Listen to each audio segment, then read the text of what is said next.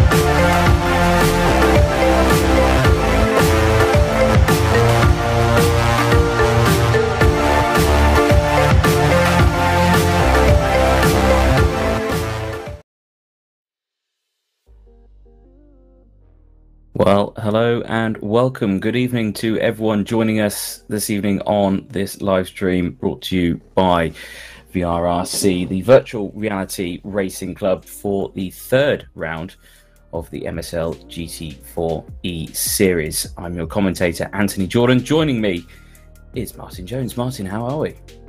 Marvellous, thank you, and nice to have you back, Anthony. Busy weekend, I gather. It was a busy week last week, yes. Unfortunately, I did miss the second round of the championship. I'm hoping you're going to fill me in on everything that I missed out on. Well, I have to say, you did miss something. Something special. It didn't disappoint. Second round followed on very nicely from the first, and two winners, Max Roerich and Scott Thorne. Just great racing. Second race, reverse grid, was carnage. I can imagine Misano is a very tough, twisty little circuit, but we go to a very different style of circuit racing. We've gone from the European style of track to over the pond to the American side, and we've got a track that's most commonly known for having NASCAR go round it, but it's a very peculiar NASCAR circuit in the fact that turn one's actually a right-hand corner, not left.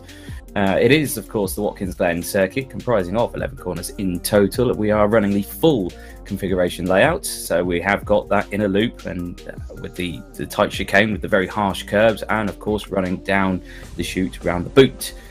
Of course, very fast and long circuit, 5.4 kilometers total, this track, so a very nice sweeping course indeed. Again, a circuit that I've never been to, so it is what it is. Here's a look at the obviously the results of the previous round. As you were saying, race one was won by Maxi Roerich there in the BMW M4, and of course race two as well, Scott Thorne in the GT3. Now of course you had weights been added on weights have been put on the car, so that's going to have changed things up a bit. And with a track like Watkins Glen, Martin, it's going to be quite crucial to have the top end speed. Yeah, this place I think will suit the BMWs. The AMG cars should go well. Looking at the top speeds that we were seeing, Alex Toft-Jones and the Aston Martin was right up there on speed, but it's kind of agility, this circuit, that really counts. Yes, I think that's right. Well, there's a look at the championship standings. Dave Marshall heading the table for 10 tenths, 142 points in total, but of course sporting the 100 kilos of ballast. Andreas Rehlig as well in the BMW M4 for Adrenaline E Motorsport, 94 points, and very closely followed by his teammate Maximilian Ruhrig at 92 points.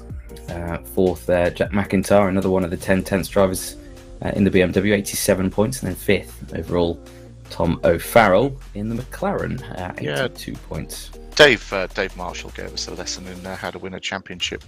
Okay, we're only 2 rounds into it, but he put 2 third places in, a load of ballast, and he just drove ever so well.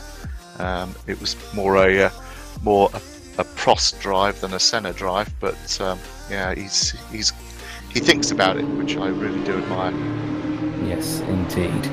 Well, out on circuit, you can just see there from the screens. I believe they're still in practice at the moment. Qualifying oh no, we are in qualifying. So qualifying has become underway, and as you can see, there got 2 cars in shot. One of them being the MSL driver Alex Toth-Jones in that lovely Aston Martin Vantage GT4. And drivers have got to watch out for track limits, I think, on this course. So they are running the penalty system on the sims at home themselves. So any more than, I believe it's 3 wheels off the circuit will result in them getting a warning, and several more warnings will result in, of course, penalties, and that's not what we want around this circuit. No, it's not. Sadly, Alex's teammate Ross Gunn was in real-world duty at Le Mans this weekend and can't be with us, but hopefully we'll have him out next week. Unlucky, he was just so close to a win there. But yeah, that's motorsport. This graphic is actually showing the undulations of the circuit quite beautifully. It's really up and down, it's rolling. Just difficult with heavy cars to get them stopped. It's a beautiful shot of the McLaren there. Yes, I can imagine the most difficult one is probably this run that we're going to now. That's the downhill braking into the chute that is turn 6, and it's very easy to outbrake yourself there, especially if you're running the full ballast out on the kart itself, as we head through now towards the toe. Again, a very tricky corner, especially if you're carrying a lot of ballast on the car. The acceleration point here is crucial, otherwise you can get swamped, and I suspect this corner at the start of the race is going to be the one to watch at, as we're on board with Andy Dorman in the McLaren. They're currently in 7th place, 8 tenths off the fastest man out on circuit, which is Maxi Ruhrig in the BMW M4, 154.758, the fastest time out there. Of course, he is sporting some of that ballast, so in fact he's managing that well around this course. He's doing a fairly good job, I would say. Oh, and here's Jack McIntyre just topping the charts. That's a belting lap. Yep, McIntyre with the 154.225 as Andy Dorman deciding to abandon this lap and enter the pit lane. Maxi Ruhrig isn't having any of it. He's just gone fastest again. Yeah, he has indeed. Yeah, very close between those two, actually. The 265 and the 26. 700ths of a second, or 700ths of a second between them. Oh. And oh dear, Whoops. Maxi Ruhrig, after sporting a very quick lap. Dear. This is not what you want in qualifying, I would say. So that's a disaster for the drivers and anyone who was on a quick lap there, unfortunately having to slow down to avoid. So that's one way of stopping your opponents from getting in a quick lap just after you. I'm sure we've seen that in many other aspects of motorsport. Won't name any drivers in qualifying at various circuits doing that. Here's Rob Butler in the Mercedes. The Mercedes looking fairly strong here at Watkins Glen. They've got a good top end down the long straights. So one to keep an eye on, I would say, is the Mercedes. See Scott Thorne being the fastest off the Mercedes at the moment in 5th place. BMW holding on to that top 3 and 4th. Rob Butler, though, who we're watching, 7th place at the moment. His best time 1 second off the pace, but of course still plenty of time to go. 7 minutes in qualifying, and crucial to get a good run out of that final corner. Absolutely. It's just all flat from well, there's a few twisty bits, but you really get on it from turn 1 upwards. Looking, Rob Butler's just crept in, splitting the BMWs there. He's gone into 3rd place, 0.4 behind. Yeah, this isn't over yet qualifying. This is very close. Yeah, so it's still plenty of time for these drivers to get fast laps in as we go on board with Nico Rask in the Porsche. And, let's see what time he can do in at the moment. He was fast in Sector 1, struggled massively with a mistake, it looks like, in Sector 2, plus 2 seconds. Cracking livery, probably my actually favourite livery on the circuit.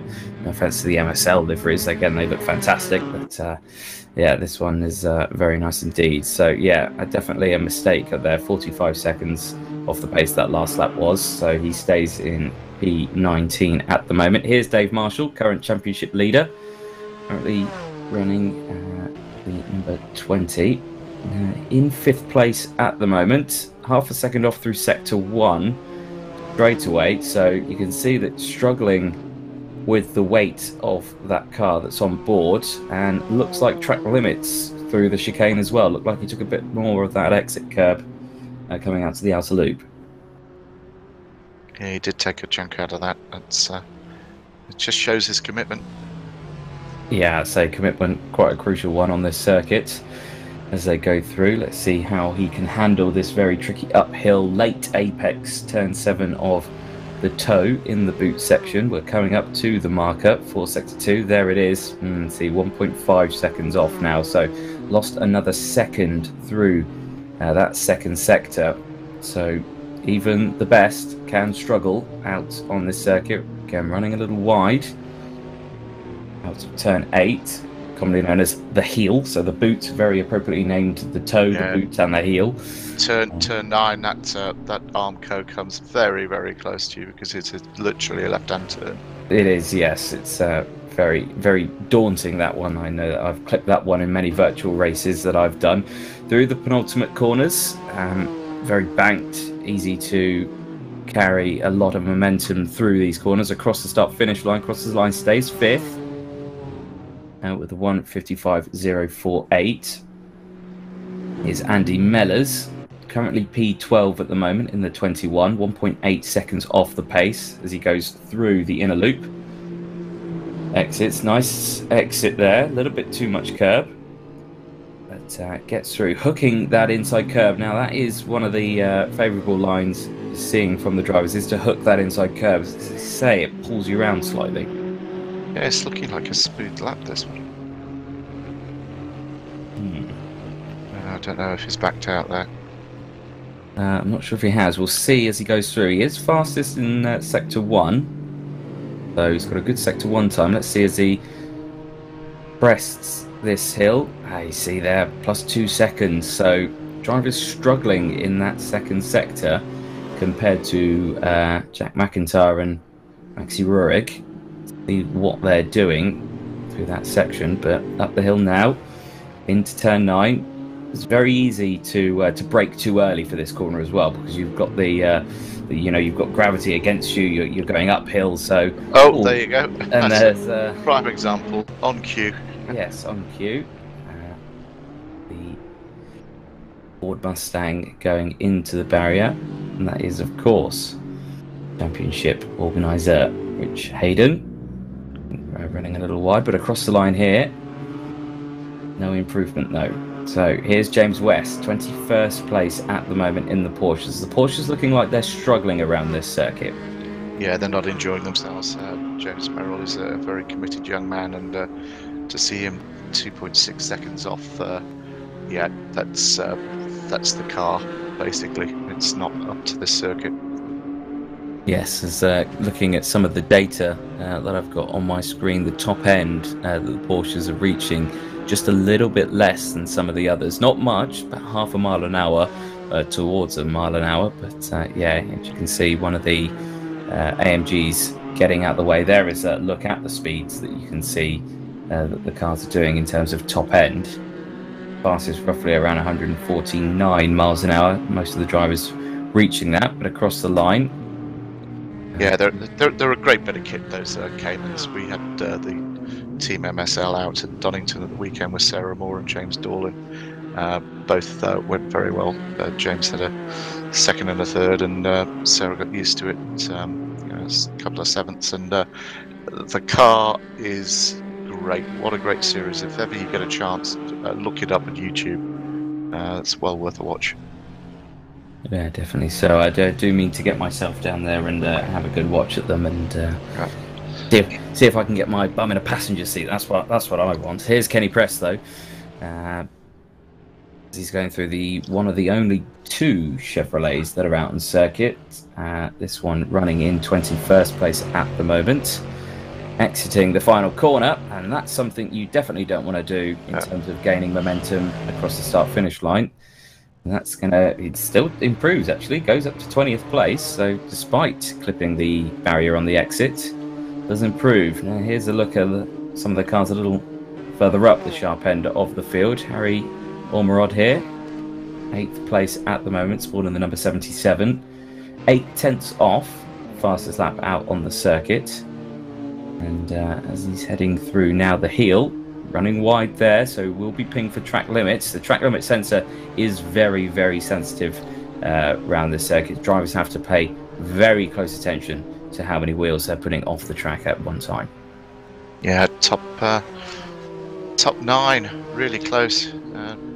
Just a second between them. This is going to be a great race.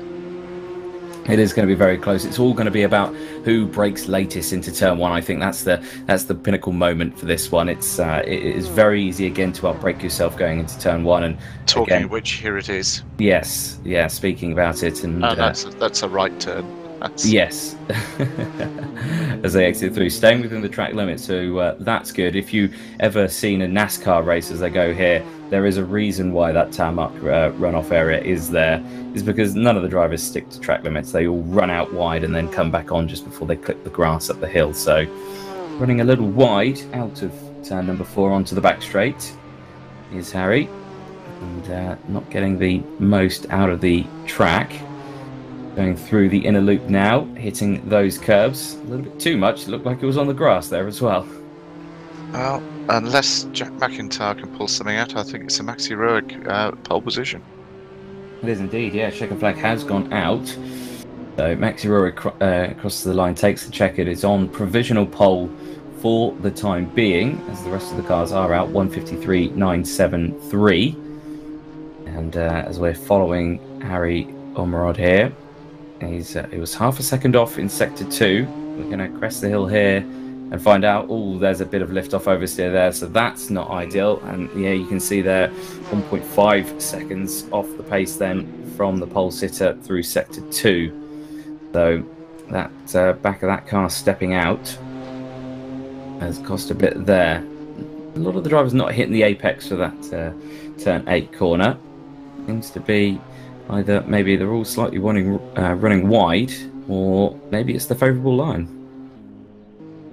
Yeah, that seems to be the line they're all taking. So there must be something in it. There seems to be indeed. The rest of the cars have gone past. So at the moment, if Dave Marshall has nothing to respond with, he can't. He crosses the line, stays P6, and Harry is aborting the lap. He's coming into the pit lane. So on the screen, all drivers have taken checkered apart from Mr. West, but that are the results then for qualifying. Maximilian Rohrig, he's going to be starting on the front row, joined alongside by Jack McIntyre, then Rob Butler and Konstantin Kletzer joining for row number 2. Andreas Rillig and Dave Marshall, championship leader, in row 3. 5th and 6th place, and Scott Thorne, winner last time out, starting P7 in the Mercedes AMG. Harry Ormerod as well in 8th place, Alex Toth-Jones in the Aston Martin, starting P9, and Luke Whitehead rounding out the top 10 in the one of the 2 Camaros out there. So a fairly close qualifying at the top. The drivers all within a few tenths of each other. The top 8 separated by less than a second. It should be interesting. And of course the slipstream is going to be a key one here, down the back straight in towards the inner loop, and again, who can break the latest, but I would definitely say it's single file through that inner loop section. Yeah, definitely. That's the tight section, and you're looking really to get yourself positioned for coming out of turn 11 onto the start-finish line, get a run on somebody going into turn 1. As you said, there is a lot of room, but back limits, I think the sensors are particularly sensitive, funny enough. They have been. Right, so hopefully we'll be able to chat to one of our drivers in a moment. But yes, plenty of action left to come up, of course, with the 2 races, the reverse grid that we see as well. So that will be an interesting one to do. If you are watching on the stream, please do get your comments in. I can see them up on the my side screen here. I'm running 2 screens here. I'm very technical, very advanced here. But you can see there Paolo with coming in, Go Team Adrenaline, so support for the Adrenaline team. Some drivers spectating on the track as well. But yes, I believe we have got one of our drivers in here, Jack McIntyre. Jack, hopefully you can hear me. P2 out there in the BMW. You must be pleased with that one. Yeah, not bad. First race with my new sim setup, so yeah, we're just hoping to kick things off well. I think I was on for a lap that would have put me pole, but it would have been real close getting back to the pits on fuel, so I played it safe midway through the session, and well, in hindsight I probably should have kept it, but that's the way things go. I was really happy with P2. Hopefully get the lead down into turn 1. I did see some pictures of your sim rigs looking quite impressive out there, and hopefully it is making a difference in terms of your driving performance. I think so. Yeah. I mean, aside from just being a whole lot more fun to drive on, I think it's going to allow me to be a lot more consistent, which was the thing I think I've struggled with in the past. I was always able to chuck in a fast lap every now and then, but I could never really do it lap after lap like some of the other guys could. So hopefully that'll level the field a little bit, but we shall see. Proof's in the pudding. Excellent stuff. Martin, do you have any questions for Jack at all? Can Martin even hear us? I'm sure he can. He's thinking of a question at the moment. But yeah, tactics going into turn 1, I think is going to be quite crucial for you on this one, Jack. Of course, track limits you've got to watch out for with that exit curb. Yeah, I mean it's all going to be on the start, so I'll have to see how I get away, and then I mean the outside line is going to be tricky, but it's like you said, you've got to be careful with the track limits, but there's a safe runoff there, so if there's a move on, then it's not too much of a risk to go for it around the outside here. So yeah, we'll just have to see how it goes. You can't really plan ahead for these things, but yeah, hopefully be in the lead up the hill. Well, good stuff. Keep that nose clean, and best of luck for the race. Cheers, mate. Thank you. A good chat there to Jack McIntyre, starting 2nd place on the grid here at Watkins Glen.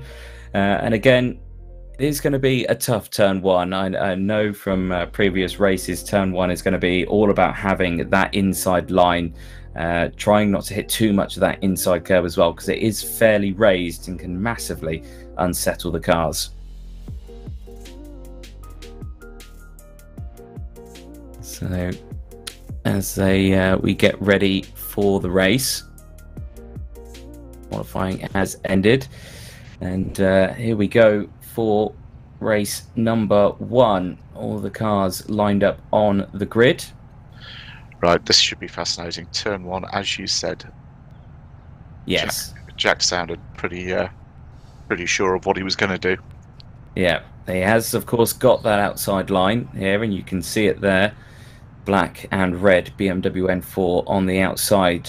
The black and yellow Adrenaline Motorsport, or e-Motorsport, I should say, car on the inside.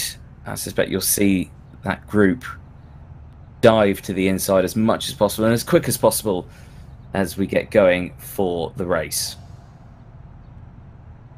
So, of course, drivers sporting those weight penalties as well. Well, I wouldn't say penalties, but more success ballast is more than anything, as they get lined up, ready to go. Of course, a little bit of weight as drivers getting themselves prepared. Final flick through the settings just to make sure everyone is happy with everything, and that's where I fail in sim racing. It's more of the setup. If it was a real motorsport, I'd be right, mechanics sorted out, and I'll just go out and do the driving. But here, it's all down to the drivers. They set the car up themselves, they get it ready, and that's what makes it fascinating when you see these drivers perform so well. Yeah, it's the amount of setup is weirdly realistic to the what you can and can't do with the actual cars. I think we've gone to the grid fairly early here. I think they were waiting for national anthems or something as they like. The Blue Angels flying over. Well, something like that. Whatever it is in Pixel World. Oh, here we go. The lights are showing on my split screen. They are indeed, yes. Oh, here we go. Illuminate 6 red lights in total. They'll go out, and we'll be racing here for round 3 of Watkins Glen. Go. Oh, it is indeed. Something happened on the line then. One of the McLarens getting away fairly well, side by side down to the corner. Again, in the background, a little bit of jostling in terms of contact, and a lot of contact there. One of the AMGs taking out the M4. That's Harry Ormerod there, qualified in P8, and there's more contact as well, as we're seeing one of the R8s and the Porsches getting involved, and that's an absolutely abysmal start from the back. I'm seeing crashes popping up left, right and centre on my screen, and that is something you'd expect from NASCAR at turn 1 for a right-hand corner, but not with GT4s. That was really quite messy, I must admit. I think a few of these drivers will be Control-Alt-Delete there. I think quicker way of doing it is Alt F4, but yeah, these. Oh right, okay. That just closes everything. I'm old school. Oh, and look who's popped into the lead. Jack McIntyre did exactly what he said he was going to do. Yep, kept his nose clean, gets in front of the Adrenaline E Motorsport car of Maximilian Rurig as they go through. Yeah, good starts from Dave Marshall, Alex Toft-Jones as well. Yeah, that was. I don't know what was the cause of the carnage, but it certainly sent a huge ripple through the field. It did indeed. Two side by side in the background, Andreas Rillig and Alex Toft-Jones scrapping away. The two there side by side as they were going up through turn 8 into turn 9. Here looking at third place, Rob Butler in that AMG. That's of course the AMG that I said to keep a very close eye on because it's got a good top speed, but like I say, leading the way, Jack McIntyre. Maximilian Rurig in second place, very close behind, pulling out of the slipstream, trying to look for a move down the inside into turn 1, but thinking against it and staying behind. Now, this comes a crucial part for these two because they could just not overtake each other, stay in the slipstream, work together and try and pull a gap open to the cars behind. Whether we're going to see that, I doubt it, because Max is one of those drivers who wants to get past, and straight away here you can see trying to go round the outside into the inner loop here. Again, not the favourable line, and definitely single file through here, as we said earlier. Definitely, and oh, there's some. Oh yeah, my screen just put Dave Marshall at the lead there for a second. Rob Butler, something's upsetting, but we can see it on screen. It's as plain as it is obvious. Yeah, Maxi doesn't like being behind anybody. No, Max is a driver that definitely likes to be in front, and as you can see here, struggling with Jack McIntyre, who is defending very, very well. We go on board with Rurig. He again looks to the inside. It's a show of force as he goes down, tries to throw the dummy down the inside. Doesn't quite do anything here, clipping that apex, not running out too wide. But watch out for those track limits. Then on the brakes here, picking up that late apex here, trying to get on the power and not running too wide as Jack McIntyre does. don't want to visit that wall. No, you really don't, because then you massively compromise your entry speed into these final two corners. Jack running a little bit wide there through the penultimate one, and again a good exit run onto the start-finish straight, and again heavy under braking. Jack McIntyre, fastest lap of the race, 1:54.731, as we have got just under 16 minutes left of the race. 2 laps completed on lap 3 now, and that is already a back marker that we're seeing in the distance. These two haven't broken away. Their squabbling's allowed Rob Butler and not so much Dave Marshall, but Rob Butler to keep with them if they do tangle, which I think will be inevitable as this goes on. Yeah, I think Rob Butler has just had an absolute disaster. I did see his car fly off the track. It looks like that was a disconnection from the session, with it being so violent in its manner. Yeah, huge disaster for Rob Butler, who was looking very, very comfortable out there and splitting the BMWs. So now it's BMW's first and fifth. That's a real shame. Looks like Alex Toft-Jones has fallen down the order. I don't know what's gone on there. So he has gone down to P19 at the moment. But that looks like he is there. So is that P19? No, I don't think it is. I think he's up there around about 5th or 6th. That's, I may be talking rubbish, but he's there with a Camaro. And he's there with a BMW as well. That is Andreas Rillig. So I believe he's actually in 6th place still. So I'm not sure what's happening with the timing screen. So for the time being, please do ignore it. I think we'll have to take them through what we think and what we interpret it to be by vision. Yes. So I mean, even on my timing screen as well, on here it says Alex Toft-Jones is down in 21st place, so that's definitely not correct. So from far as I can see on my screen, Jack McIntyre still leading the way from Maximilian Rohrig. They are absolutely nose to tail, still just a 10th between them as they go through. Then it's Dave Marshall in 3rd place, Konstantin Katter in that BMW M4, the white one that you can see on the screen. Then it's Andreas Rillig, he's the driver who we're looking at now. And then it is Alex Toft-Jones just behind in 6th place, then Luke Whitehead just behind. So it seems like Alex Toft-Jones is missing from that order. Maybe that's to do with potential track limits, who knows. As we head back to the front of the grid, William Rohrig again still all over the back of Jack McIntyre's, not letting him break away really, is he? Flashing the headlights as well. Yeah, he's doing all the old tricks. But yeah, McIntyre's just sticking the car where the gap is, which is very, very good. Let's see what happens. Yeah, he's got a good run here out of turn 7 into the heavy braking zone of turn 8, the heel as it's named. As they go through it again, can't quite do anything there. Another great bit of defensive driving there. Yeah, Jack McIntyre defending very well here, holds that inside line, potentially compromising his exit out of the corner. You can see they're running slightly wider than the 2nd place man of Rohrig, but again Rohrig unable to get past, still holding on to that 2nd place spot in the 265 car. And this is really going to suit Marshall all the way home. All he's got to do is bring it home in that position. If the front two tangle, he's there to pick up more points, but he's wary. I think he would settle for 3rd at the start of this. Yes, I think a 3rd is a good one in terms of how you start the 2nd race, because of course we've got that overall reverse grid. So maybe that's what Alex Toft-Jones is going for. I mean, on the timing screen it says he's 22nd, but he's definitely in P6.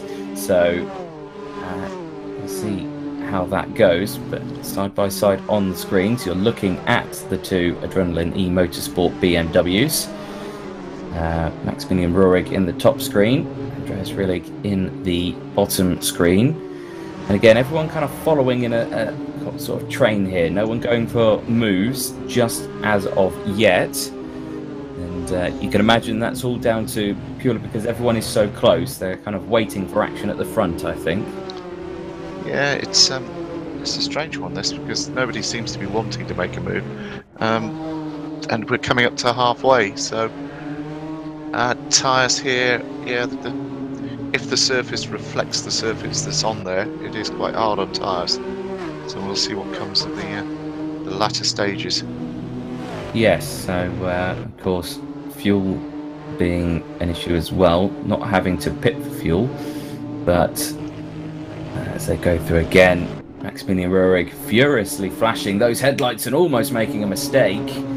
The back of that car stepping out, so he is trying everything to break Jack McIntyre. Jack does again himself run wide in the penultimate corner. They head back onto the start-finish line now. I'm sure there is some very choice words being said within these two different simulators at this time, with people running wide. Maximilian Ruhrig now fastest lap of the race, 1:54.337. As we look a little further back, this is Andy Mellors, 9th place, got company of James Merrills in P10, and Andrew Dorman just in front in the McLaren, P8. Nice train of 3 cars. Support for James Merrills on the stream as well. So yeah, James has done well. James has done well to get it up to 10th stroke 11th if Alex hasn't got any penalties. I don't know what's going on there, but I'm sure we'll find out soon enough after the race. Yes, indeed. Now that looks like Rob Butler in the background as well. Here comes the AMG down the inside defending through that chicane. Look, you've got to respect those curbs on the inside. They are very harsh, and in these very low slung GT4 cars it's very, very easy to make a very large mistake. Go on board looking at the front left suspension. That's a great shot. It is a very nice shot there. A little bit of damage on the side of that BMW. And again, so you can see flashing of the headlights. The race control will be swiftly on the comms with Max, because technically there is no need to flash the headlights, because this is a battle for position, not a lapping car. You can appreciate that. It's a distraction more than anything. Purely distraction mode. You'll be indicating next. Yes. Maybe we'll try to throw him off and throw a left-hand indicator as they go through turn 1. But there we go. So 8.5 minutes left on the timer, plus the 1 additional lap. Yeah, these two have really broken away. And 3 seconds to Dave Marshall. Dave Marshall a second and a bit ahead of Kletzer. Yeah, this is between these two, obviously. Dave Marshall has got his own race for the championship. Here is Max Edmondson in the bottom side of the screen in that bright yellow Audi R8, battling away with Rich Hayden for 17th place. Rich managing to open that gap, but side by side here at the front again, McIntyre holding that inside line, the defensive line into the inner loop. Nothing that Maximilian Ruhrig can do as they exit again, maybe with a better exit, trying to get the run around the outside. Again, the switchback move here is possible, but again, you do line yourself up for the outside of the corner as you head in towards the downhill section of turn 6, the chute. And again, very, very tricky part of the circuit here. Very easy to make a mistake, but absolutely nose to tail around the outside again. Ruhrig trying to find a way past. I think Maxi's going to do another half a mile over McIntyre here. I think the mileometer will be. He's certainly exploring all parts of the circuit, trying to make something stick. And with these two squabbling away, of course, that is allowing Dave Marshall to close that gap. The gap is 3.1 seconds at the moment. We'll keep an eye on that as they go through. And again, almost collecting the back end of McIntyre did Ruhrig. Again, lots of support on the stream for Max as they go through. Of course, a big community of sim racers for the Adrenaline e-motorsport team. Again, McIntyre going defensive, holding that inside line, then switching back to the outside. Of course, rule in real motorsport, as far as I'm concerned, is it's one move off the racing line and then back is what's allowed in terms of defensive. He's not put a foot wrong so far. That's the commentator's curse, but great defence and driving. And of course, with these two scrapping away for the lead a little further back as well, they're also scrapping away. Konstantin Kletzer under pressure from Andreas Rillig. Again, the two BMWs holding on there. Alex Toth-Jones in the Aston Martin, again, just behind. Not closing in, side by side though, in the top left-hand corner of your screen. Again, nothing that Rurik can do. Rurik can do. Staying behind McIntyre for the time being. They are keeping me, I think, keeping us entertained. These two at the front, aren't they? Oh, definitely. This is quality from McIntyre. Maxi's just all over him. Yeah, the fact that we've not even had really a change, again, commentators go, so I'll knock on wood, which was my head as they head through again. It looking like Rurik with the better exit out of turn 7 in towards turn 8, but just can't get the car alongside. Now that, of course, could be down to the weight penalties that are on board these cars. I have a quick ganders at the championship standings to see Max in 3rd place at the moment, 93 points. Jack McIntyre, who is sporting a 5-point penalty, of course, but he's in 4th place in the championship. So he's got a little less weight on the car, which could be causing this to be the factor. Well, McIntyre's just putting his car in the space where Maxi wants to be. It's simple as that. He is indeed. Again, still nothing between them in terms of lap times. And last lap times around, Jack McIntyre 154.6, 154.7 for Maximilian Rurik. They go through again another class, these two breaking away from the main packs. Nothing that Dave Marshall can do. And again, round the outside here, McIntyre holding on to that inside line. This is the closest that Rurik's been. Again, just cannot respond as they go through. It's a circuit that's, of course, it is a clockwise circuit. Most circuits that we would see, I'd say, yeah, most circuits we would see is a clockwise circuit. So it's, as you go through some of these corners, just the car positioning, as you go through here, sporting the trying to think of the word that I'm thinking of here, the overtaking move that I'm thinking of, the switchback. Yes, the switchback move here. It's you know, as you line yourself up, you always you're on the outside of the next corner again. It doesn't favour the switchback really, this track. No, the corners are at you very quickly. Oh, he's getting a run here. He's having to dick it back where he was. That's that's that for now. Yeah, slots back in again. Flash of the headlights in terms of distracting. I think. Do you reckon he's kind of put some tape over the mandatory mirrors that have to be on in the car? I think that's what I would have done. Put some tape over the mirrors. Don't pay attention to what's going on behind you. Crack on. Keep your head down and go for it, because he just can't quite get alongside, can he? Max Rurik.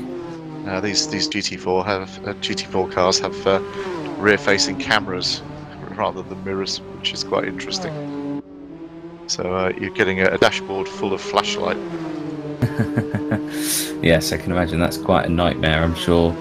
Have a quick chat with them as oh dear. Oh, what happened there? That doesn't look right, does it? As they go through, and apparently everyone there has DNF'd. So not sure what's happened there. 2 minutes left on the timer. It's pick your RV for the race here now. Yes. Down the inside goes the yellow tent of the Winnebago. No, yeah. Kidding. Oops. Well, yes. I must admit the crowds here are renowned for being rather rowdy at race meetings. So they park their RVs up against the fence. Oh, there you go. That's a good shot of it. And it's party time. Yeah. Second only to the noise of Mugello. Yes, I know full well Mugello. That is a circuit that I have been to in the past, but yes, indeed. So I don't think those are cars actually going around. I think that was just one of the the artistic panning shots that has bin set up for the stream. So, drama then at the end of race 1, as we've seen, a current look at the standings, the kind of as it stood when we had the drama. Jack McIntyre was still leading the way. Maximilian Rohrig is still in second. Now, again, now it's all jostling around. Not sure what itself is going on. So we shall try and have a look at it. I think we were supposed to talk about it at the start of the stream. We didn't, and we had, of course, one of the MSL drivers, James Merrills, do a hot lap for us for this circuit. I think it would be a good opportunity if we could, in this time, see how that lap went and show you a quick way of getting around this track. So here's a lap from James Merrills in the MSL Motorsport Consultancy Porsche Cayman.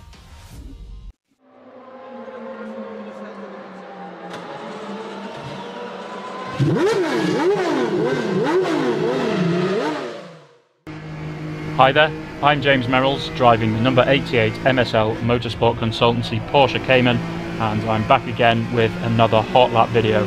This time we're at Watkins Glen, which is one of my favourite circuits. Like a lot of American circuits, it's a little bit of a roller coaster with lots of quick corners and elevation changes, and it's generally just a really satisfying track to get right.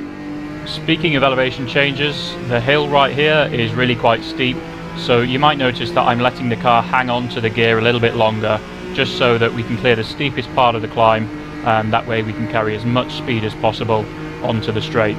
The Porsche Cayman has really tall gear ratios, so straights like this are a really good chance to build up some speed. However, it is also a very light car compared to the others in the GT4 category, so you do have to give it some respect going over bumps and curbs like these. As you can see, if you're too aggressive with it, the car will get a bit cross, but just show it some respect in the rougher sections and you'll get through okay. A funny little trick I used going around that right-hander just there is to put the inside front wheel on that rumble strip.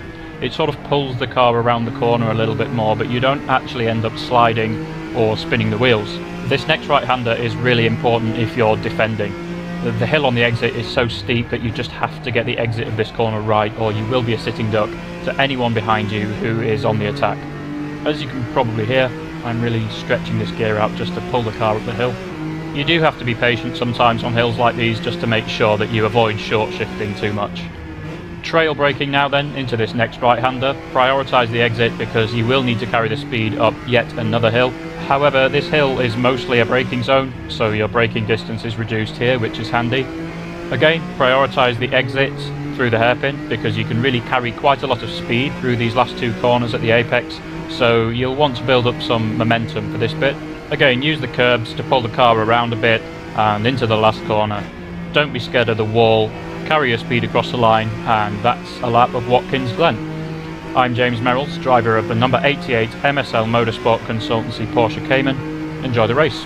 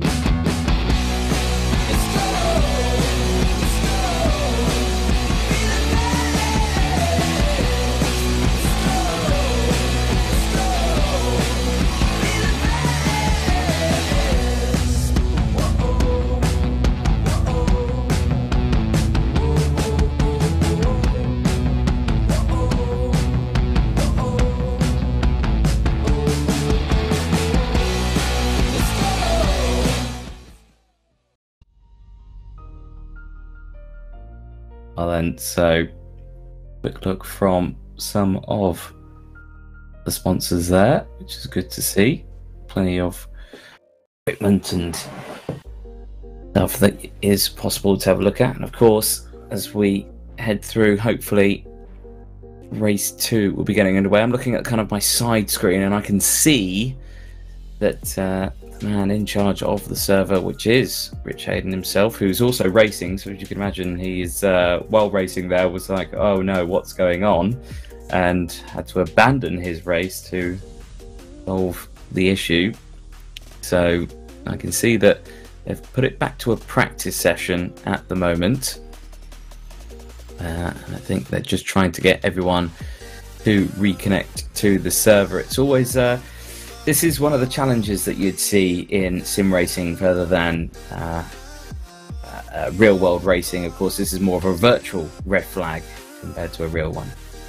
Yeah, I don't like red flags in real world racing.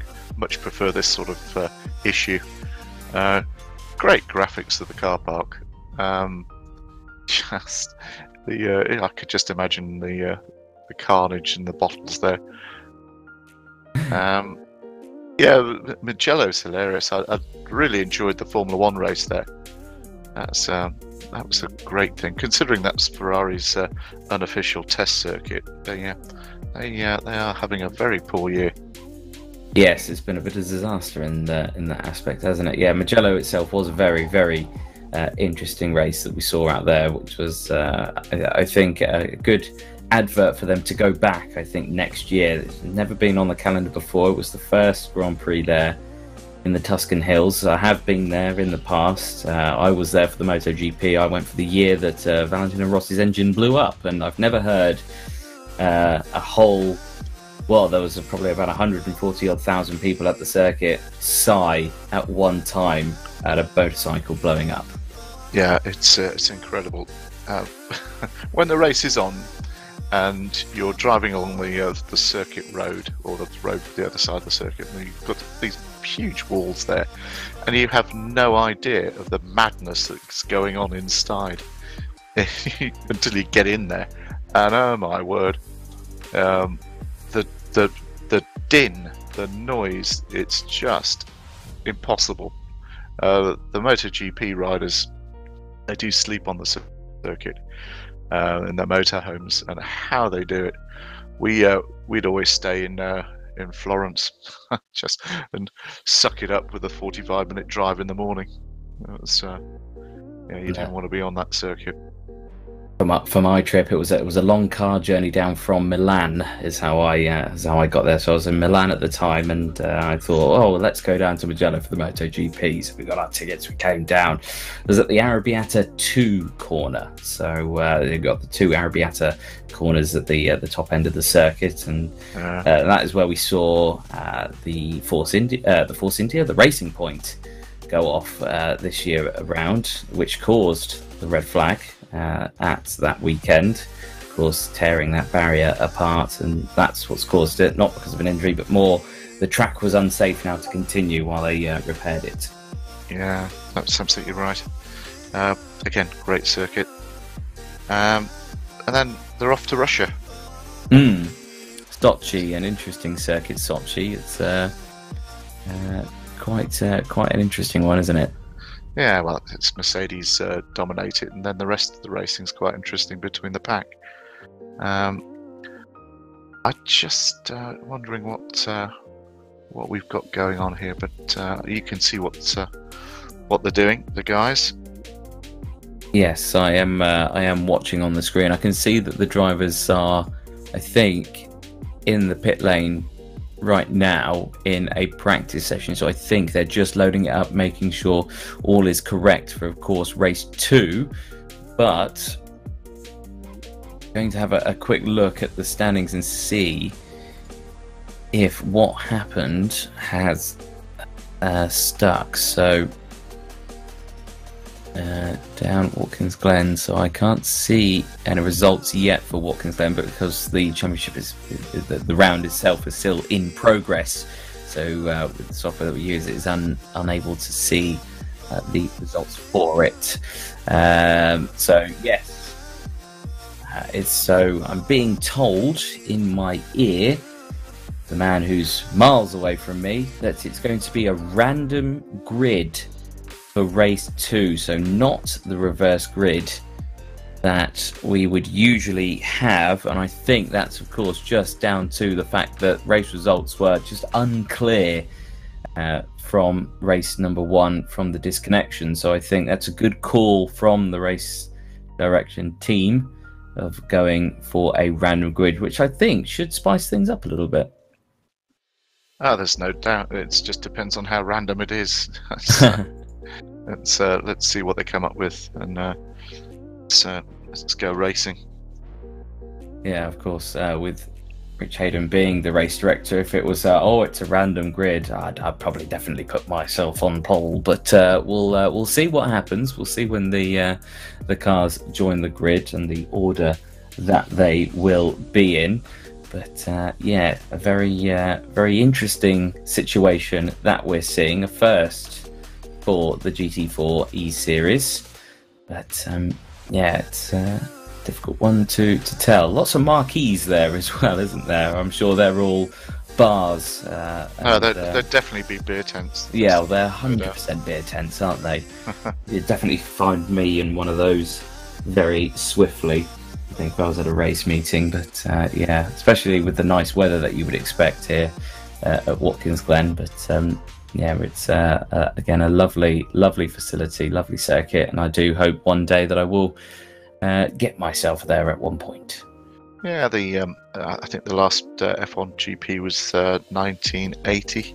I think Alan Jones and the Williams won it, and then a few months after that, it was closed for safety, the rowdiness of the crowds, and a debt to the Formula One teams which they wouldn't pay. So that was the end of it. Yeah, it's a very interesting circuit in terms of those sort of things, and of course all little changes come to it now and then. Of course, they had the introduction of the safer barriers that went out in some of these corners, because, you know, looking at some of these shots, there isn't a lot of runoff in some of these corners, is there? No, there's not. And the taller barriers you see are for the open wheel cars when they had Indy there, because they've learnt a lot from tethering and things like that of the wheels. But yeah, high speed, close, you know, a tight circuit. What was open wheel racing then, there was a lot of incidents. Yes, I can imagine, especially with IndyCar, you do see a lot of incidents with the open wheels as they go through, and they happen so quickly, it's hard to react to them, isn't it? Oh, for sure.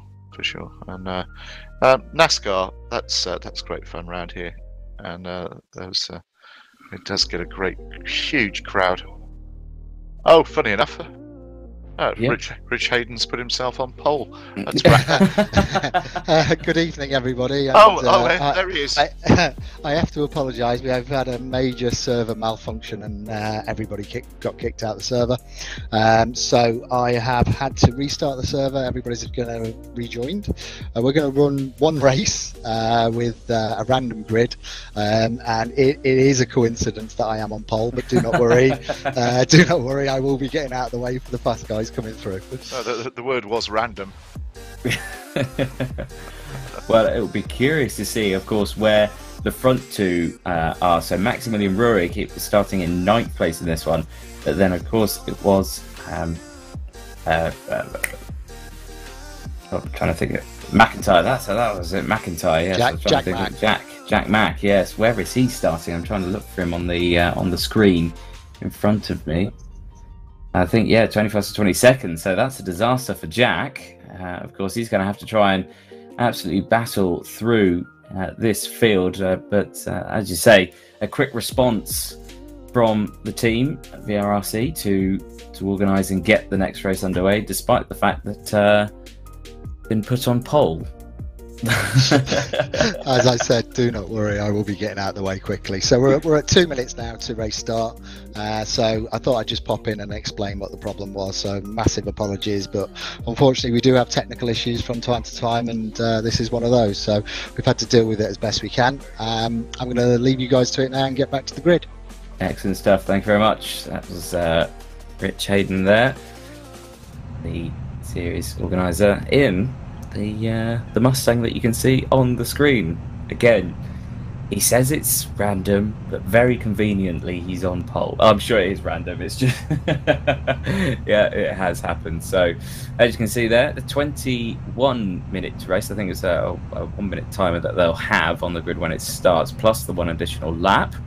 But hopefully we'll get the second race underway in just a moment, which I think is going to actually start in about 1 minute's time. So, as you see, field lined up ready, and we'll get this second race underway. Looking at the conditions that we've got here at the circuit, 26 degrees is the ambient air temperature. Track temp, 37 degrees. That's very warm for a track temp. Yeah, it's interesting. My random grid's just got more random. It seems to have changed again. You've got Maxi Rohrig in second place now, behind Rich Hayden, starting. So I must admit, if I was McIntyre, I wouldn't be happy. Well, looking at the order, it looks like it is a McLaren on the front row, but I can't be mistaken. There you go, yeah, oh, Carroll. It's oh, there we go. It's changed again. Right, okay, here we go. Race 2 then. 6. Let's go, go, go. It is. Green lights out. Away we go again. A little bit of carnage at the background as we head through into turn 1. Rich Hayden slotting straight away into second place behind the Mercedes, or the McLaren I should say, as they go through. Andy Carroll leading the way. Rest of the field a lot cleaner this time around, but still 3 wide in that mid pack as we go up the hill towards the back straight. Turns 2, 3 and 4 now. Very fast and very easy to be 3 wide through here. They got it wrong first time around, but no such start this time. Jack McIntyre has made a stonking red mist start there. He's up to 15th already, and I don't blame him. No, oh, and there's a spin there. That's messy. No, so the M-Bod R8 falling down the order. That's a disaster there in the mid-pack. And that's put Jack McIntyre up into 8th. Now watch him go. Yeah, it'll be curious to see how this is. Where is Maximilian Ruhrig out there at the moment? Up into P5. So, the two that were nose to tail for the majority of race 1 before the disconnection. Carroll leading the way from Hayden. Then it's Rillig, who we're looking at now on the top left screen. Omrod in 4th place, looking to capitalise on this. And Rillig all over the back of Hayden. They go through into the final complex of corners at the end of lap 1 of race 2. Again, Maximilian Ruhrig there running slightly wide through that penultimate corner. McIntyre wanting to get past Kletzer, I assume ASAP. You can see he's all the way back there. Pack of 5 breaking away. Down the inside goes Rillig at turn 1. Can't quite get it done. Still side by side, but yeah, better exit out the final corner. And Omrod's going to follow as well, who's had a much better start from race 1. Yeah, well done, Harry. Nice one. And yeah, McIntyre's got stuck behind Kletzer. Yes, he has. So you can see that pack a little further behind. So pack of 5 here at the front, lying away. But Andy Carroll in the McLaren, good start, holding on to that from the front row of the grid. Dave Marshall keeping his nose clean, doing what he does. He was on for good points again in that last race. Yeah, it's a shame, but it's the same for everybody. This is looking backwards from second place man Andreas Rillig. And you can see there side by side Hayden and Rurik. Rurik moving up into 4th place though. Here's a little further back, James Merrills, P13 for him at the moment in that Porsche. Number 88, he's got Tom O'Farrell very close behind, and Mellors in front as well.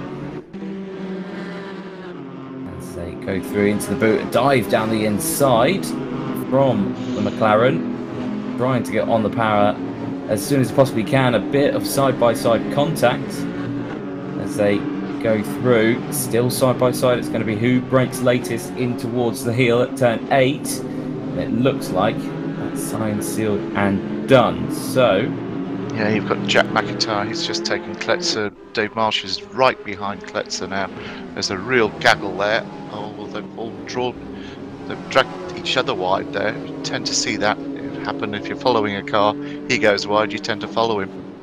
it is true, yes, it does happen. Fastest lap of the race, 156.8 for Jack McIntyre, 155.8 actually now from Jack McIntyre. So it was Max Rurik who crossed the line faster. But this pack of 5 here, Andy Mellor's been pushed aside. Now, the 3 BMWs coming through. So Rillig leading the way from Omrod. Then it's Carroll still holding on to 3rd place.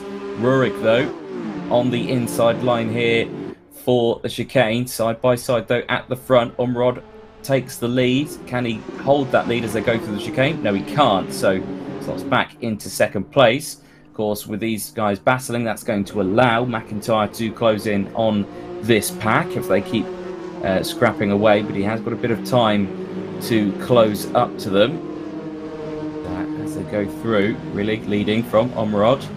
Then Rurik, then Carroll, Hayden, then McIntyre, Kletzer, then Marshall, Dorman and Rask rounding out the top 10. Keeping an eye on these BMWs as they go through. Again, flashing the headlights is Rurik, trying to get past Omrod. Omrod going defensive. That may sacrifice his exit out of turn 8. Up the hill, trying to get the switch back. Not quite this time around. As they go through again, holding onto that train. Down the inside goes McIntyre on Hayden. Yeah, good spot there out of the turn 9. Takes another position. Yeah, and he's got plenty of time and he can see them. That's the important thing. He's just got to dispatch Andy Carroll in a fairly quick sort of way now, within half a lap, and then he knows what he's got to do. These 3 are holding each other up. Yep, Omrod holding that inside line. Rurik trying to go round the outside, run slightly wide. Will pick up track limits warning for that and slots back behind. Hayden goes wide as well, gets out of the way of Kletzer and Marshall as they head through now, moving up into 6th and 7th place. Marshall again, the teammate of McIntyre, trying to get past again as Omrod goes defensive down the inside here for the inner loop. Rurik trying to go round the outside here again, looking further back. Marshall round the outside to the inner loop, gets that job done, nicely timed and nicely executed. Yeah, super move that. Sadly, Alex Tuff Jones is out with a technical issue. That was a bit of a nightmare day for him. Yes, that is very suboptimal, I would say, as they're going through again. Oh, McIntyre has cleared Carroll. So watch this. This is going to be interesting. Yeah, with these 2 scrapping here. Oh, here he is already. Yep.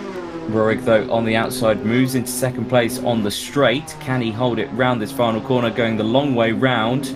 Carroll goes wide. Again, the warning will come out. He's got the inside line here.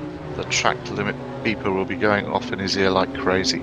Yes, I suspect he's had quite a few of those track limits. I know you only get a couple of chances and then it's a penalty. But for the time being, without knowing if he has received one, he moves up into 2nd place now, hunting down his teammate for the lead, who has managed to pull a gap of 1.4 seconds for the time being. McIntyre, though, still in fourth. You could just see him there in the background behind Ormerod.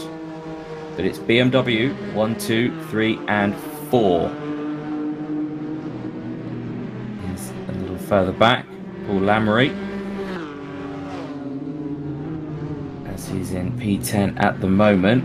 Konstantin Kletzer going down the order. Not sure what's happening there. He is on board with McIntyre on the roof cam, closing in on Ormerod, who I suspect is not going to want to let Rurik get away so easily with his antics through the boot section as they go through this fast sweeping right-hander, clipping up that late apex. What a fantastic angle that was. It was a very nice angle of how the drivers go through. Here is James Merrills, the number 88 MSL Porsche Cayman. As it goes through. You always get 100% out of James on and off the track. Super lad, and quick in a car, and dedicated to what he wants to do. Yeah, having a little look down the inside as well on Andy Mellors. Couldn't quite get anything done that time around. But again, pushing that Porsche to the best it's got around this 5.4 kilometre long Watkins Glen circuit. Up the hill now of turn 7, through the toe, down the straight, and towards again, very tricky braking zone, very easy to get this corner wrong. It's a very inviting corner, and all of a sudden it tightens on you and then goes uphill. Yeah, it's I'm just looking. Jack McIntyre is looking all over the back of Ormerod now. This is not over. It's halfway. Yes, indeed, halfway through the race then. 10 minutes remaining plus the one additional lap. The drivers head through, so Rillig leading from Rurik. Then Ormerod holding off McIntyre for the time being. Fastest laps coming in. A lot of purple times coming in that mid-pack. But you can see there, McIntyre wanting to close in. It'll be curious to talk to some of these drivers after the race to actually see from their point of view what happened, because of course it always looks different on someone else's, doesn't it? Yeah, well, how's your German? Well, yeah, that is one of the questions, isn't it? I'm not 100% on my German. Look at this little gaggle that we've got here. Merrill's down the inside of John Cole. Oh, he's loving it, absolutely loving it. Good move. Yeah, the two teammates though further back. That's messy. Yeah, a couple of the cars. See, that's those curbs. You've got to avoid those curbs. There's Max Edmondson there, finding out how hard that barrier is. Same with Scott Thorne, who won last week out. This time around, not having so much luck, having 2 incidents in this race. Oh, that's a great move. Let's see if he can make it stick. No, he's been hung out to dry, but oh, he's got it. Oh, he's showing he's got it. Yeah, great move. McIntyre then showing his skill round the outside of turn number 9, demoting Ormerod down into P4. Now McIntyre, with 8.5 minutes remaining, going to want to put his head down now and try and close up onto the front two, Rillig and Rurik, who are absolutely nose to tail again going into turn 1. He'll be rocking in his Recaro seat here, I tell you, Jack McIntyre. Yes, really is going to be an absolute challenge for these two. Now, are the teammates going to work together? Are they going to slow each other down? Team orders come into play, or are they going to squabble and slow each other? It looks like they're going to squabble. No, they're squabbling. Yeah. Why wouldn't you? They're both racers, both like to win, and again, this is allowing McIntyre to get. He's pulled back a second on that lap. Yes, indeed, as they head through again the fast sweeping outer loop that is turn 5 down the chute. Again, very tricky braking zone. Again, McIntyre breaking away from Ormerod. He wants to close in on these two now. If we have a 3-way scrap for the lead, that's what I want going into these last 7 minutes. 100% is what I want to see. So as they go through, 1 second is the gap from McIntyre to Rurik.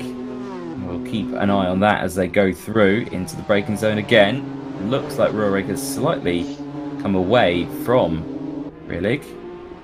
After really running wide there, I'm sure right back on the tail again through turn 9. In the very tricky corner, we've seen mistakes from drivers here as we almost see McIntyre clipping that outside barrier. As soon as I say it, we almost see it. Yeah, that's a good corner to call, that one. Right, here we go. This is going to be onto the main straight. Oh, he's not quite close enough. He's close, but not quite enough. Might send it, though. No. No move this time around then for Rurik. Stays behind, gap 0.3 of a second. McIntyre still in that 1 second buffer. Can't quite close up on these two just yet, but of course he's got the lighter weight car out there in terms of the success ballast. But out of the slipstream comes Rurik on his teammate Rillig. Switches to the inside, slots back behind. Rillig not defending, going into the inner loop, but can't get past. So Rurik stays behind in second place. Marcel on the stream. My good sim racing friends. So again, support coming out on the stream. Do keep it coming in. I'll try and read out your comments as best as possible. But 5.5 minutes left on the race, plus the 1 additional lap. That gap now to McIntyre and Rurik, half a second. Yeah, he wants this. I suspect so after the first race. And it was a bit of a disaster, of course, with the disconnection, but quickly sorted out by the team. And these drivers again underway. 5 minutes left on the clock, and that gap again 0.6 of a second closing in as Rurik and Rillig, the two teammates, but still scrapping. Through the penultimate corner. Again, very cambered corner. McIntyre going very wide there. Yeah, he was watching Rillig, and again, I keep saying that you see that a lot. Somebody runs wide and you're running close behind them. You cannot help but go with them. No, it is one really, of those really weird. Well. Yeah. Rurik flashing his teammates with headlights, not with anything else. Keep it clean. And that actually distracts him as well. Rillig running wide. Side by side now. Down the inside goes Rurik. And that is not what McIntyre wants to see just yet, because he wants to be, I think, a little bit closer to try and capitalise and potentially make a move himself. The gap still fluctuating between half a second. Goes down the inside here again, a little further back. We've got the Porsche and the AMG absolutely side by side. Rask moving down into 12th place. Mellor's now moving up to 12th place, and that's allowing James Merrills to close up on these two as well. So scraps at the front and in the mid-pack. Yeah, looking at that scrap at the front there, McIntyre is really closing now. He's got to get it done sooner rather than later if he's going to stand a chance of winning this. Yeah, he really does. He's got to go for a move very, very soon. Just over 3 minutes left on the clock. You can see Rurik starting to open up a bit of a gap now. 0.7 is the gap from McIntyre to Rurik. It's only 0.3 of a second between McIntyre and Rillig in second place. So he's going to want to try and get past as soon as possible. But again, are the team talking to each other? As Rurik managed to get in front, and he's going to make Rillig defend as much as possible. Again, this nice onboard shot of James Merrills' MSL Porsche, all over the back of Rask's Porsche as well. Mellor's just in front of this as well in the VRRC GT4 AMG. Onto the grass goes Rask, down the inside, Merrills 3 wide in towards the turn 8 corner, and all managed to get through. Very close action between these three. Great racing. Oh, there we go. He's done it. Yep. McIntyre up into second. Perfect timing. It was indeed. So, has he left himself enough time, though, to close that gap to Rurik? The gap he's got to close now, 1.2 seconds. 2 minutes left on the clock. But what we saw from race 1 was Rurik all over the back of McIntyre. And was that because he was slightly faster out on circuit and couldn't quite get past? So has McIntyre found some time in that little break and is going to close that gap on Rurik, or has Rurik got this in the bag? Yeah, he's into the twisty part of the circuit now. I don't think they're gonna... I think they'll get... There's 2 more laps in this, and that's it. Yeah, 1 minute 16 seconds left on the clock. They'll definitely cross the line this time. And then they have, of course, got the 1 additional lap as well. Dave Marshall there just in the background, not able to close in on this group just yet. But through the penultimate corner, again, all drivers running slightly wide. They've got to watch out for those track limit warnings. Onto the start-finish straight, using all of that track that they can, because no runoff at the final corner. You've just got a barrier. And that's a great time to put a fastest lap in there by Maxi. Yes, indeed. 1:54.1. That gap between McIntyre and Rurik. 1.2 seconds now. So slightly opening up. So yeah, it's the balance of this lap and 1 lap to go. Indeed. So let's just see what happens. Marcel coming out. Nice stream. Good job. Thank you very much. All the hard work there from Mike from Simply Race here for the stream. As this battle still 14th or 13th, 14th and 15th. James Merrill's in a bit of a sandwich here. Very close. Looks to the outside line. Mellors goes defensive, tries to get the switch back through turn 1, or is he going to try and just hold it round the outside? No.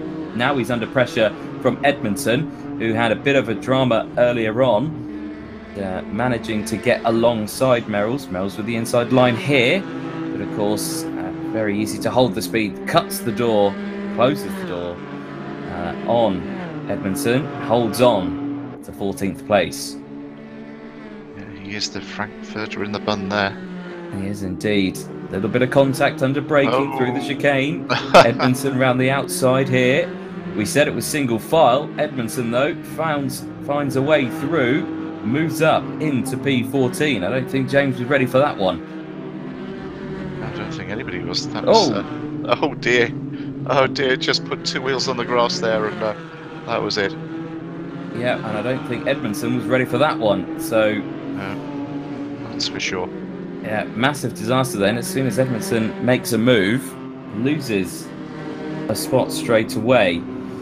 So, again, Mellors under pressure from Merrill's. Yeah, I think the leaders are just... Yeah, leaders on the final lap now, and it looks like McIntyre, yeah, he's dropped some time there. Maxi, yours to lose, mate.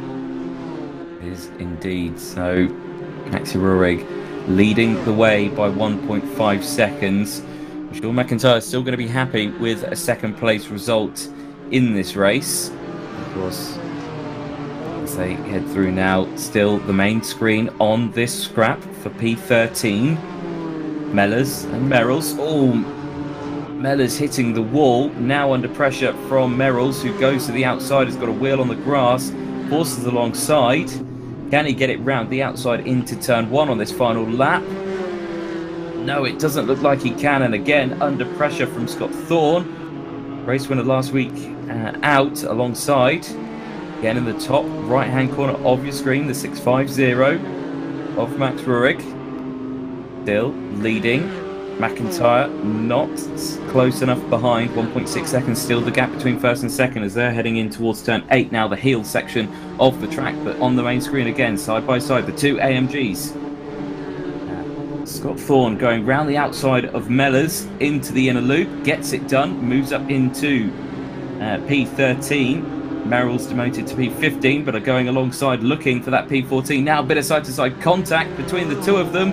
And good. is that round go? Good move. Oh dear. Whoops. Mellors, and that's a disaster. But the race winner for race number 2, flashing the headlights, not for the first time in this race, but Maximilian Ruhrig for the Adrenaline E Motorsports BMW team crossing the line. Jack McIntyre will take second place for 10 tenths, and Harry Ormerod holding on to third place as well from starting on the second row of the grid.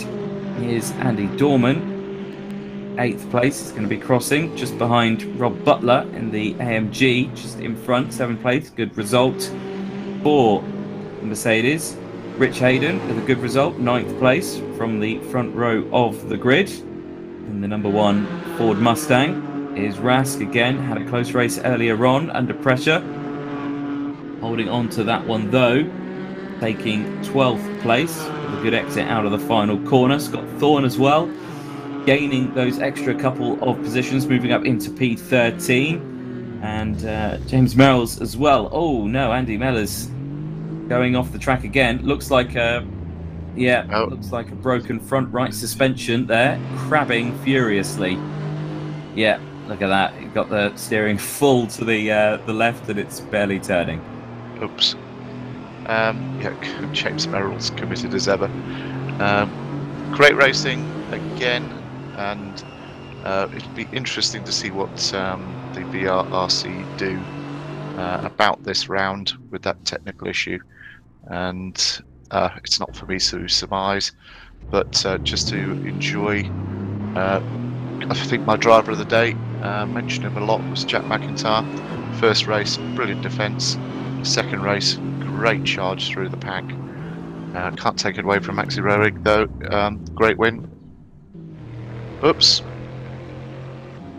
That's one of the Camaros. This is Luke Whitehead trying to get through, 19th place. And just finishing the end of his lap as well. So, an interesting development then. There's the race results, which don't look correct, because Rob Butler didn't win. Well, Rob Butler would love that. Yes, I'm sure. I'm sure if Rob sees that, he'll take a picture of it and we'll say, "Yep, that was me." That looks more like the race results. Maximilian Ruhrig then takes the race 2 victory. BMW domination. Indeed, yes. The only other BMW that is out there is Paul Laramie in 10th place. But it's BMW 1, 2, 3, 4 and 5 though.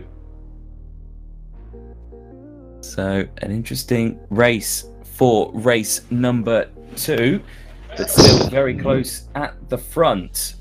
Hello. Quickly return. Hello, can I butt in and tell you what we've decided to do? Hello, Rich. So Rich has joined us here. Rich, yes, what can you tell us? Hello. So, having run that race, obviously we had a major server malfunction, which has meant that we had to start that race with a random grid, and not really fair compared to the qualifying times. So the decision made is to null and void this week, and we will repeat this round next week. Ah, interesting. So, Watkins Glen again it is next week out then? Yeah, absolutely. I think it's the fairest thing to do for everybody involved. Obviously, some people have gained by that second race, but a lot of people haven't as well. And I think the fairest thing to do is repeat it. Rich, I've got a picture of your pole position, so don't worry about that. I'll save it for you, mate. Awesome, thank you, mate. Appreciate that. So once again, apologies to anybody that's been watching the stream. Unfortunately, we had a major server malfunction. Everybody got kicked out, and then hence we've just run a random grid race, and the decision is to repeat this round next week. All right then. So interesting development. So in theory, a very eager practice session for all the drivers ready for next week. Absolutely, yeah. Let's hope everybody's a little bit better at this circuit and there's a little less argy-bargy next week. Definitely so. Well, Thank you very much, Rich, for letting us know. And of course, that's again, we would usually talk to our drivers at this point, but of course, with no results that we saw out there for this round, with it being null and void, it will have to be all eyes on next week.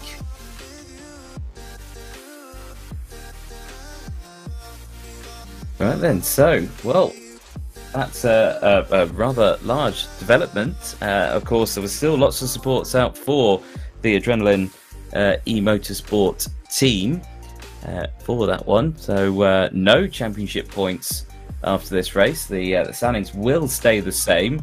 They'll effectively, like you say, Control-Alt-Delete this round, and we will copy and paste it and get ready for next week, I think, is a good terminology for this one. Yeah, it was a good testing session. Yes, yeah. High-profile testing session, I think, is a good way of putting it. But no, excellent stuff. Well, of course, despite the issues, the next round is now again Watkins Glen. So we'll sign off with that one. Then, if you do want to know more about the championship and you do want to get involved, do head over to the VRRC website, join the Discord. Which is, of course, free to do. And then if you do want to be part of the championships, have a look at all the information on there, which you can do. A massive thanks to MSL, Motorsport Consultancy, for supporting the series. And there is some of the prizes that are up for grabs for the first place prize and so forth. And, of course, Indianapolis was supposed to be the next round on the 29th of September. No more, though. It will be a repeat of Watkins Glen with the same format, a race 1, race 2, a full reverse grid for race 2, the success ballast, of course, carrying over from the championship points. So, a massive thank you from yourself, Martin, for joining me tonight. It's been great to have you. Yeah, pleasure as always. And yes, we shall sign off for there. Huge thanks again to MSL Simply Race for the stream, Mike there working his way, and of course for the Virtual Reality Racing Club for organising the GT4 eSeries Championship. But from myself, Anthony Jordan, and from Martin Jones, we shall see you next week. Have a lovely evening.